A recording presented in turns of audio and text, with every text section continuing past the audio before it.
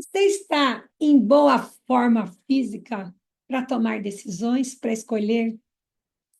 Eu amo a Mafalda. A Mafalda é uma personagem do cartunista argentino Quino, uma menininha sapeca, inteligente, que faz cada pergunta que o cérebro da gente faz, uau, não tinha pensado nisso. Me lembro de uma tirinha onde ela está tentando encontrar um jeito de ser uma pessoa inteligente, reflexiva na frente da televisão. E aí ela chega à conclusão que é só com a TV desligada que isso é possível. E aí ela está sentada na frente da TV desligada e alguém pergunta, Mafalda, o que você está fazendo? Encontrando um jeito de pensar na frente da televisão. Mas tem uma que me marca profundamente, que é ela com os amigos, sentado como se fossem numa roda, um de frente para o outro, ela mais na lateral, e ela lança uma das perguntas difíceis de serem respondidas. Ela pergunta: para onde que vocês acham que a humanidade está caminhando? E eles prontamente apontam para frente, com o dedo. É para frente, é claro. Só que um está de frente para o outro, e aí eles falam, mas não é essa a frente. Eu falo, mas é a minha frente. Não, mas a frente é para lá. E eles começam a discutir para onde é a frente. E ela sai muito desolada, pensando, entendi, porque é tão difícil a humanidade caminhar para frente. São muitas frentes e é um grande desafio. Certa vez eu li um livro que o título era o seguinte: Como escolher entre o certo e o certo? O título me provocou profundamente. Falei, peraí, como é isso? No livro ele vai dizendo que a gente precisa ter uma boa forma ética construída para que a gente possa aprender a escolher. E ele diz que o difícil não é escolher entre o certo e o errado. Difícil é escolher entre duas coisas certas. E aí ele dá um exemplo. Você está numa empresa, você tem um funcionário que roubou e que você tem aí duas opções. Você demiti-lo por justa causa ou lhe dar uma segunda chance. E ele diz que os dois caminhos são certos, porque um segue o princípio ético da justiça. Ou seja, a pessoa errou, é justo que ela seja demitida por justa causa. Mas também existe o princípio ético da compaixão. Então, também é certo dar uma segunda chance. Os dois caminhos são igualmente certos, igualmente ancorados em princípios éticos universais. E ele diz que é aí que residem os maiores desafios da vida, porque, em geral, o segredo não está em escolher entre o certo e o errado, está em escolher entre duas coisas certas a serem feitas. E ele diz que só é possível fazer boas escolhas se eu vou desenvolvendo uma boa forma, como se fosse uma boa forma física. Por exemplo, se eu sou sedentária, se eu não faço nenhum tipo de atividade física, em algum momento falo, olha, nós temos que sair correndo agora e só daqui 10 quilômetros que a gente vai conseguir ter um abrigo. A chance de eu conseguir é muito pequena, porque eu não estou em boa forma física. Então, numa situação de emergência, eu não tenho da onde retirar. Eu não tenho praticado a corrida. E ele diz que é a mesma coisa no processo de escolha.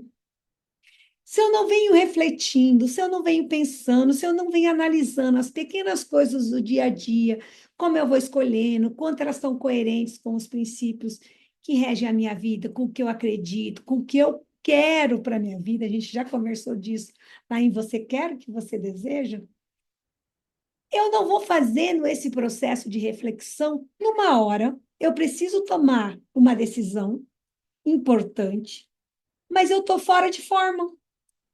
Então, a chance de eu acertar diminui enormemente. Por quê? Porque eu não tenho praticado como se fosse uma boa forma física para a tomada de decisão. Então, ele diz que o grande desafio na vida está nesse processo, o tempo todo, que a gente tem vários caminhos igualmente possíveis, igualmente éticos, e que a gente precisa encontrar o melhor. Acho que tem alguns desafios aí. Por exemplo, quando ele diz que entre escolher o certo e o errado, só alguém muito débil pararia para pensar, eu escolho o certo ou o errado. Acho que tem alguns desafios que o errado nem sempre é tão claro e não é errado igualmente para todo mundo. Me lembro quando criança, fui criado numa família muito evangélica e a gente estudava muito a Bíblia. E um dia meu pai disse para mim: estou desconfiado que nem sempre mentir é pecado, nem sempre mentir é errado. Falei, conte-me mais. Vou bem querer saber essa conversa. Eu estou aqui lendo sobre a história de Moisés no Egito, onde havia uma ordem, né, do faraó para que todos os filhos hebreus fossem mortos ao nascimento. Então, as parteiras egípcias precisavam, assim que a criança nascesse, elas precisavam matar essas crianças.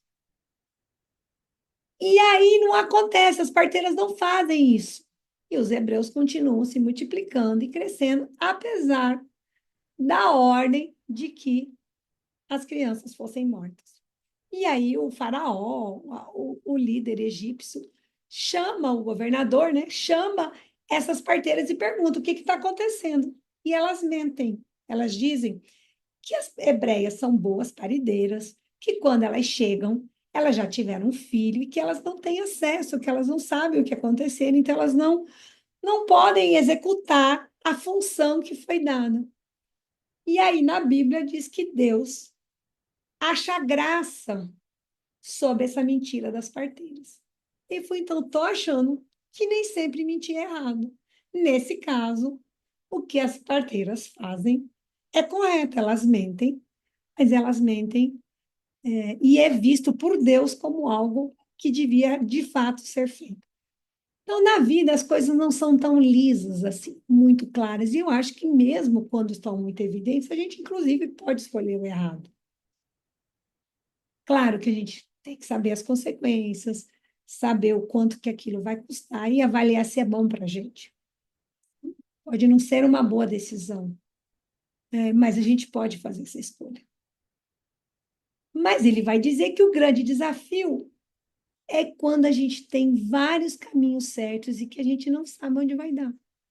Que tem vários princípios que orientam. Então, ele diz para a gente, nesse exercício de ir pensando e exercitando diariamente, a cada decisão a gente avalia, vê o quanto que aquele princípio atende o que a gente está querendo para a nossa vida, em que princípio ético a gente está orientado, quanto aquilo nos traz uma vida boa no contexto, né, de ética mesmo, que dá vida boa que eu quero para mim.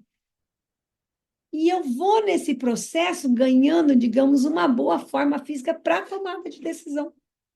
Então, ela não vai acontecer num grande evento, num grande dia que você tem que tomar uma grande decisão, ela não vai acontecer naturalmente se você vem, ao longo do tempo, descuidando de exercer a sua capacidade de reflexão e de escolha de forma coerente, de forma firme, de forma com análise desse contexto ético, do que é melhor naquele contexto, do que é mais acertado, do que é o mais certo naquele momento, mesmo quando forem decisões, digamos, igualmente certas. Nesse exercício, a gente vai ganhando potência e músculo, músculo aí do campo intelectual, para que a gente possa, cada dia mais, escolher de forma mais acertada para a gente, para a vida que a gente quer ter. Eu sou Cibele e este é Insights Pedagógicos.